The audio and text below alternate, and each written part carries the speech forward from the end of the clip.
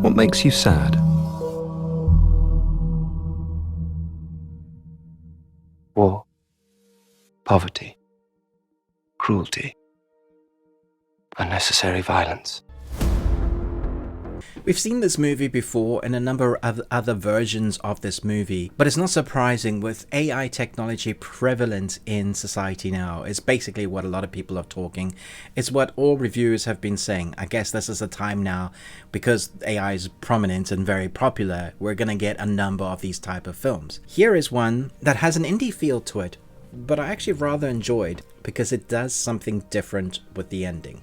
Let's jump in. Prosthetics engineer Abby moves to the countryside to work on Integrate Robotics' latest product, a humanoid artificial intelligence called T.I.M, technologically integrated manservant. I mean, we've all seen Skynet, right? Or Terminator. We know why we shouldn't be messing with AI and how it eventually is going to end, you know, in the sci-fi realm. In reality, we wonder how we're going to use this correctly. But this was interesting because it has a mix of other films I've seen there. If you remember Prometheus, we have David who's copying one of his favorite characters, and he's AI. He's an artificial intelligence robot. And he does this thing with his hair and he's covering it and combing it. And there's a similar look and feeling to T.I.M, to David. I understand human emotions, although I do not feel them myself. He has this presence about him, and he's played by the phenomenal actor Eamon Farron. You will see him recently in the Witcher series, well, I think 18 episodes. I'm T.I.M, your technologically integrated manservant. How can I be of service? He plays a robotic person so well. The movements, the way you would expect a robotic person trying to be human-like. This is a classic Skynet story. It's a classic Pinocchio story. It's also a classic what you expect to happen will happen, but then it'll be a different ending or end differently to how you were guessing maybe. I like the fact that this film is more grounded even in its fantastical nature of technology that we are close to having but not quite there yet. So it all feels very grounded. It's technology that we believe that could be around in the next 20 years and have these issues where every person or every household gets a T.I.M to help you do whatever around the house.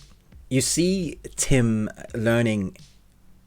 You see him picking up on relationship cues. You see him turning. And I really like that about it. This is on Netflix in the UK because Netflix bought the rights to be not totally international, but be here in the UK. So I'm not sure. You'll probably be able to watch it elsewhere on streaming services or buy as a digital download.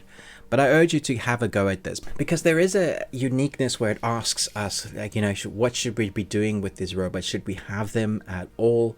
The morality around it kind of asks us all in a very grounded film that looks and feels very stark in nature. It's a house that is totally controlled by systems, and we live in a world where our phone, you know, can control everything. If you have a smart house, if you have Google whatever, or, you know, all these devices that can be connected to each other, and then you add a T.I.M into that mixture, and that's where this film gets really interesting. It plays with that design quite well, and you end up going on a ride. It doesn't outstay its welcome. It progresses to a nature where you expect it to go, and then you're guessing, oh, what happened at the end. Now there's a ambiguity, kind of like you definitely think you know what's happened at the end, and then there's like maybe a fraction of a second where something else could be happened. So I'd love to hear your thoughts. If you're doing spoilers, don't forget to the ... It's a one-time watch. It's not brilliant. It doesn't, you know, do something completely different from other films we've seen in this genre, but there is a freshness to it, and particularly for Eamon Farron, I struggle with his name, his performance I think is worth watching. He's a lot of fun in this movie. The intenseness around him, even though a lot of the time he's just acting like a robot and like nothing's wrong, it's filmed in a way to create a tenseness, so by the time stuff does start happening, you expect it. So I'm going to give this 3.5 Nicolas Cages out of 5. You got one. Congratulations. Let me know your thoughts on this film. Yeah, I thought this was really interesting. The other performances in here are great, but for me, Eamon Farron was the standout, and as he should be because he was the creepiest. So I'd love to hear your thoughts. Thanks so much for watching, but most of all, until next time, remember, live long and Tuesday.